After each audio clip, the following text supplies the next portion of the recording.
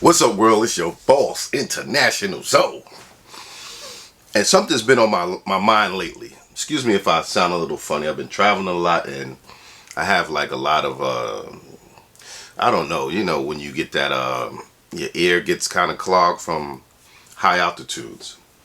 So I hear myself, you know how you don't hear yourself correctly through your ears? But anyway, I've been pondering on the topic of discussion. You know, it's Sunday. I usually do like a Sunday sermon. And is the big three, meaning Dominican Republic, Colombia, Brazil,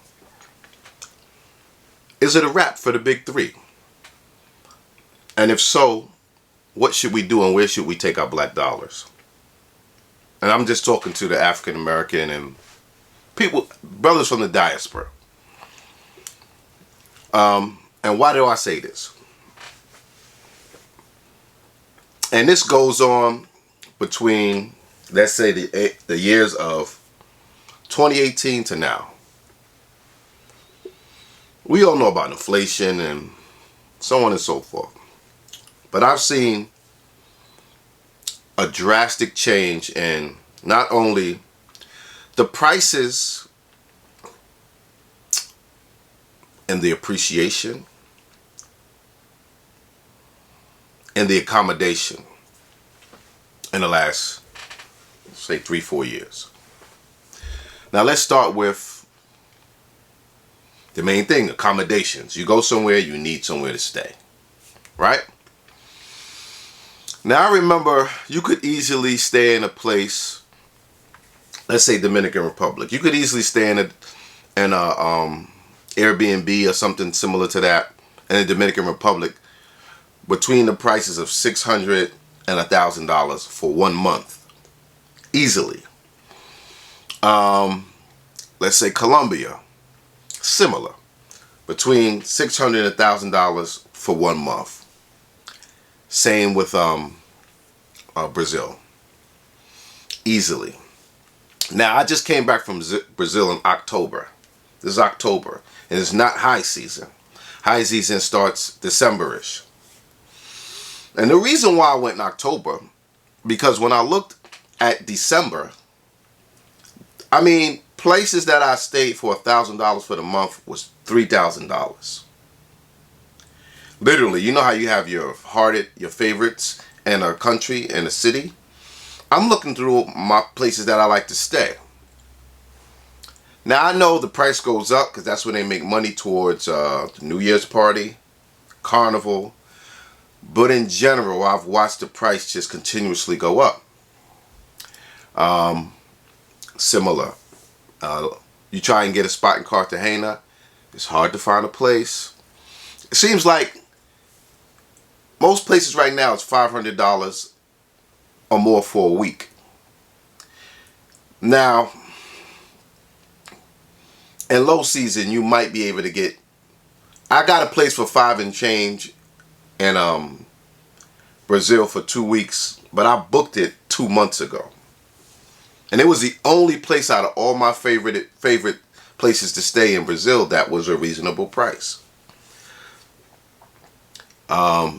And I usually stay at the same spot when I go places. I'll find a place, Airbnb that I like.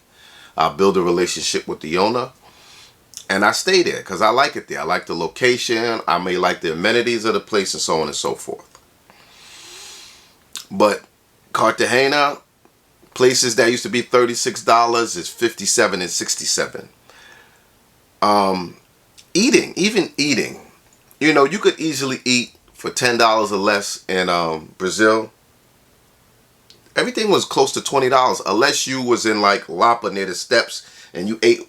That's the first time I had a reasonable price meal was over there in Lapa. Everything Copacabana was like $20 to eat. It was like roughly almost every place I ate was around $20. And these are like regular spots across the street from the water. I mean, the beach bars might be a little cheaper, but okay, let's say the clubs. Even now, some clubs want to charge you to go in some places. They tried that at Space for a while in Cartagena, and then they retracted it. The prices of alcohol, comparison to America in some instances. A drink is $9 and $10 in these countries now. That's ridiculous. That's ridiculous. And let's not even get to the entertainment, let's say. The night entertainment. That has gone from an average of $50 to now they want $100. They want $100 or more in Cartagena. They want $100. And they literally are saying USD. They want to stick with the USD price. They don't even want to talk in their currency. Last time I was in Brazil, April, Carnival, stayed for like a month, 300 reais. Now everybody's saying 500.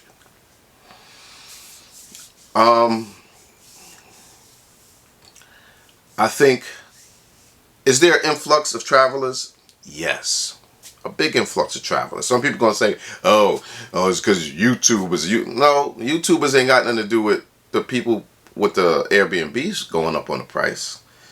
You know what I'm saying? They ain't got nothing to do with the restaurants and everybody going up on the price. You know what I mean? So, yes, there's more visitors and more travelers, but I think we need to boycott and find an option for our black dollars and bring it back down to a reasonable. I'm not going anywhere to spend money, anything comparable to spending money in America. Well, I'm not going to any poor countries to spend money comparable to America because I'm a foreigner. Let me say that. I'm not going to stay in the hood or in a local neighborhood. The average person going to these countries are going for a vacation or a trip. It's different if you're going to stay, you're going to live, you're going to do 6 months. That is not the average person going to these places weekly. They're going there for a short stay, a weekend, a week, maybe 2 weeks. And I really feel like and now, have I seen the changes in the visitors? Yes. Yes. I guess maybe I could say the exposure has brought on more types of travelers, males. I see Indians, I see other Europeans. And like in Dolce Vita, in Copacabana, seen a lot of Caucasians, Indians, guys that I've never saw in there, because that's kind of like a hip-hop club. And this trip I seen a lot of different type of guys in there. I even see more locals in there. You wouldn't see a lot of locals in Dolce Vita, but a decent amount of locals are there now too. And this is just on and on and on. And I feel the sense of, well, y'all saying these women are so different, of entitlement from the women. That Western thing is traveling. Y'all swear that it's different, but I say it's more similar than different. And some people's perspectives are that, hey, I'm going there to have fun and I'm doing mine, don't watch my pocket or anything. But it's like anywhere else. If you don't push back, it's going to get to the point where it's out of control. So I'm just saying, for me, as a traveler, as a black man, well, let me also say, there are many other places to go. Many other places to explore. But in my opinion, I think this is going to be the last year that I visit the big three for a while. I'm going to venture out. I had a great time in Cuba. I'm going to have to check out Chile, Peru, Argentina, and then move from there. more places on the continent in Africa, and then I'll even go back and do another Euro step. But I think we're killing it, and the people are feeling themselves, and I don't think they respect our dollars. I don't think they appreciate our dollar. And y'all know I really like Brazil. Y'all know I really like Colombia, and I like DR. But I just think everybody in tourism there is getting greedy. And maybe I'll be out of line by using the word greedy. But if it's going to be anything comparable to westernized prices, I'm not going. I'm not spending $2,000 to stay a month in any of these countries. And an average apartment.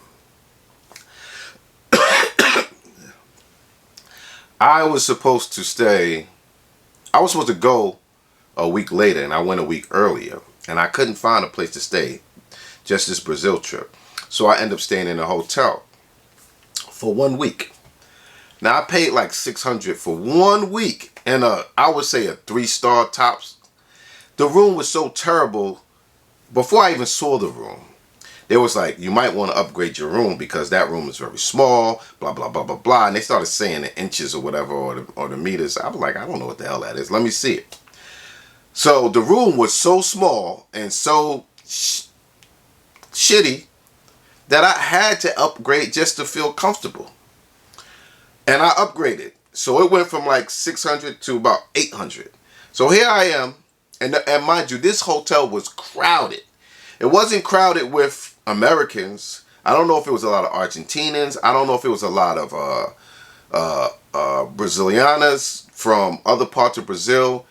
But it wasn't a lot of Americans. But this hotel was packed. I think it was the Royal Rio Palace. Breakfast was included and everything, but it's no way I wanted to spend $800 in change for 1 week in a 3-star hotel. No way. And this is October. This is not high season. This is still low season. There still was many cloudy days and rainy days. And the beach was very light. So I'm really saying I want you guys' opinion. Is the big 3 over? Or is it on its way out? How much longer do we have?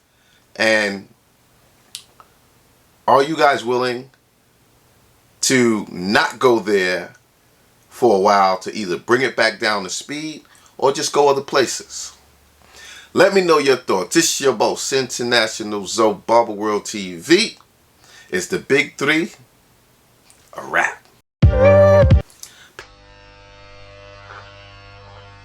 Subscribe, snitches.